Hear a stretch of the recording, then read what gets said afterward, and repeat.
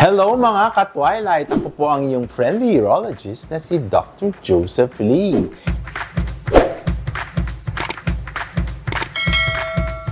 Ilan sa inyong mga katanungan na ipinadala sa akin ay sasagutin ko na ngayon.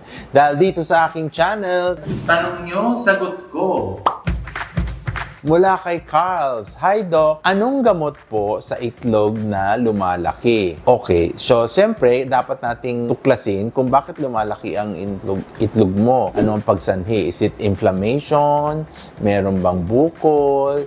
Is there obstruction? So we have to deal with all those differential diagnosis in mind, no? Bago natin bigyan ng wastong gamot. Then you have to subject the testicle into a diagnostic test like your ultrasound of the testicle para malaman natin kung yung mga nabanggit natin kanina ay isa sa mga nandoon, no, before we go into the actual management. Now, kung nakita natin yung reason for paglaki niya, either inflammation, obstruction, vascogenic, no? When I say vascogenic, example is varicocele, obstruction, there's testicular tumor or cyst, inflammation, there is orchitis, then we will treat them, no? Kung may inflammation, di bigyan ng wastong antimicrobial. Kung may obstruction, tanggalin yung obstruction. When there are vascogenic problems also, either we do medical treatment, no? Or surgical in nature, okay? So, yun ang mga ano natin, no? Pag malaki ang ating testicle, dapat suriin, check-in, history, then we give your corresponding diagnosis.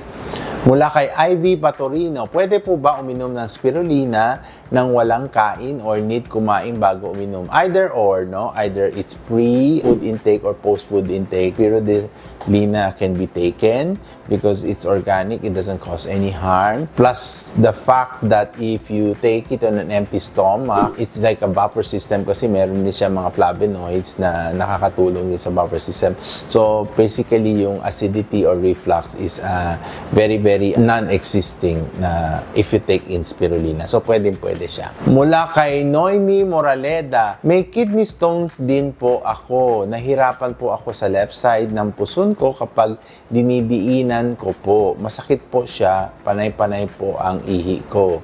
Okay, so there is an existing stone sa kidney. Tapos, meron occurring pain sa puson at problema sa pag-ihi, no? So, isa-isayin natin. So, yung kidney stones, we have to redefine kung saan siya nakapwesto, saan parte ng kidney, how is the size, matagal na ba siya, no? Importante kasi yung size ng kidney stone, okay? Now, yung pagsakit ng puson niya, may kinalaman ba sa kidney stones that is emanating pain? Yeah, it could be a referred pain, but depende, no? Pag right naman, pag yung side naman ng kidney mo isang kanan and left naman yun, o baka medyo malabo, we could have to find out other things, no?